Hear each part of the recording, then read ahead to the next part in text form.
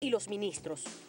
Si este voto de censura es apoyado por 100 diputados, puede implicar la destitución del funcionario, autorizar el nombramiento del Procurador General y de los jefes de las misiones diplomáticas, autorizar la salida del país del presidente de la República cuando su ausencia se prolongue por un lapso superior a los 5 días consecutivos, aprobar los convenios o tratados internacionales que celebre el Ejecutivo. Tenían allí parte de estas funciones de la Asamblea Nacional que se establecen en el artículo 187 de nuestra Carta Magna. Javier José Lozada dice por acá a través del Twitter: el objetivo principal de obtener la mayoría calificada en la Asamblea es controlar al Poder Ejecutivo. Una respuesta breve, abogado. Sí, efectivamente, un mejor control del Poder Ejecutivo y un mayor pluralismo político dentro de la Asamblea Nacional se daría si se tienen las 2/3 partes, lo cual representa obtener 111 diputados en el seno de la Asamblea. Antonio González dice también, básicamente por antonomasia, funciones son legislar y controlar, control necesario para el equilibrio de poder. Sori también nos dice por aquí, primero debe ser plural, legislar por los intereses del pueblo y no por los de un partido político o ideología.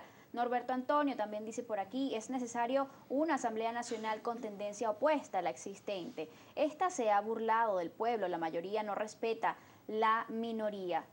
Hablemos un poco sobre esto. ¿Cuál es la percepción que tienen frente a un comentario como este, que además es algo que escuchamos también en la calle con cierta frecuencia? Bueno, ese es el perfecto ejercicio de los derechos democráticos, a opinar, a disentir, a estar de acuerdo.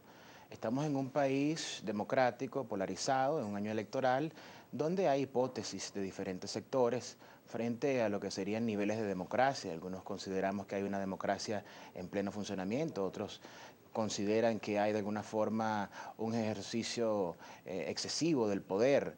Lo importante es que la Constitución tenga plena vigencia, que se respeten los derechos humanos, que se pueda opinar en diferentes sentidos. Y desde esta óptica consideramos que esas garantías constitucionales se han mantenido. Y precisamente la aparición de opiniones disidentes que se puedan percibir, escuchar, ver, es una evidencia concreta de que hay entonces esa democracia, que hay separación de poderes y que la Asamblea es el reflejo del país.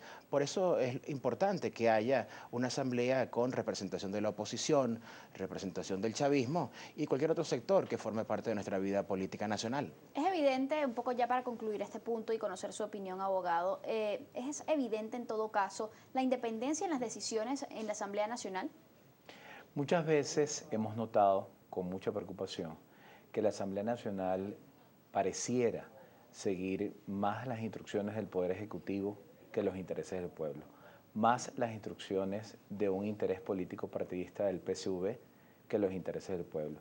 Y esto lo digo porque muchas veces, y lo hemos visto a lo largo de los diferentes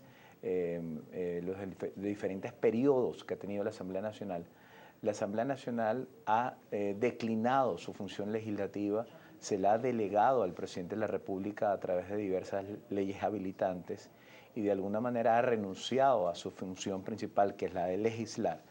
Y por otro lado, la gran mayoría de los casos de corrupción que se han presentado ante la Comisión de Contraloría, que es una comisión que se debe encargar de investigar tanto la corrupción de funcionarios de oposición como la corrupción que provenga de funcionarios públicos que formen parte del gobierno. La gran mayoría de los casos de corrupción, cuando están dirigidos a funcionarios del gobierno, a ministros, a altos funcionarios de institutos autónomos o de empresas del Estado, no se tramitan, no se llevan a cabo. Sin embargo, cuando se trata de personas relacionadas o vinculadas con la oposición, sí se tramitan, sí se llevan adelante. Entonces ahí sí vemos con preocupación ese tema.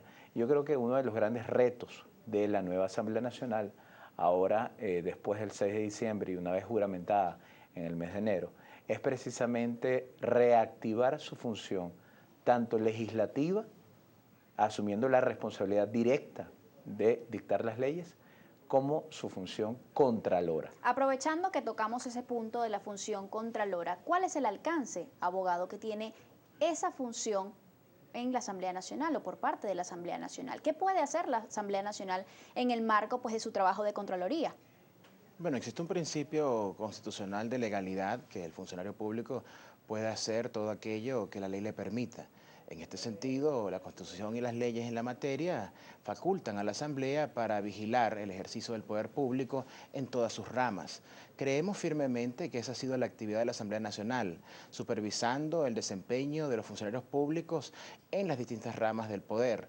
Y esto ha tenido como resultado que se emprendan investigaciones que han culminado muchas veces en sanciones a representantes del gobierno, tanto del chavismo como de la oposición. Recordemos que en gobierno hay funcionarios que son de oposición, como gobernadores de oposición, alcaldes de oposición, y de lado y lado hemos observado que hay sanciones, que se han detectado irregularidades y que se ha aplicado la justicia, siempre considerando que una etapa previa de esa investigación corresponde a la Asamblea Nacional, pero que también concursan en esa investigación poderes como la Contraloría, en una fase administrativa y en la fase jurisdiccional, precisamente el funcionamiento del Poder Judicial. Creemos firmemente que el ejercicio de la función pública, y eso trata de alguna forma de vigilarlo la Asamblea Nacional, tiene que estar comprometido no con el interés de un partido, sino con el interés del Estado y el interés nacional. De allí la importancia que al asumir la función pública, esta no sea utilizada como una plataforma para fines partidistas, creando escenarios como la omisión legislativa, donde por ejemplo tenemos que destacarlo, en casos recientes, en periodos recientes, la oposición se ha negado a funciones de mínimo funcionamiento del Estado democrático, como por ejemplo elegir magistrados. Y cuando se configura ese tipo de situaciones, observamos que se corre el peligro de omisión legislativa. Afortunadamente, fuerzas de la revolución, por decirlo de alguna manera, han suplido esos escenarios de traba burocrática eligiendo a los magistrados. Pero hay casos donde, ante la ausencia de una decisión, ha tenido que elegirse entonces a través de la acción del Poder Judicial. Bien, tenemos que hacer una pausa. Al regreso hablamos de la función legislativa y la función obviamente política que tiene la Asamblea Nacional, que son también bastante importantes. Ya venimos. ¿Cuáles son las funciones de la Asamblea Nacional? El artículo 187 de la Constitución le confiere un total de 23 funciones. Entre las más importantes están: legislar en materias de competencia nacional, proponer enmiendas y reformas a la Constitución, ejercer funciones de control sobre el gobierno y la administración pública, decretar amnistías, discutir y aprobar el presupuesto nacional, autorizar los créditos adicionales al presupuesto.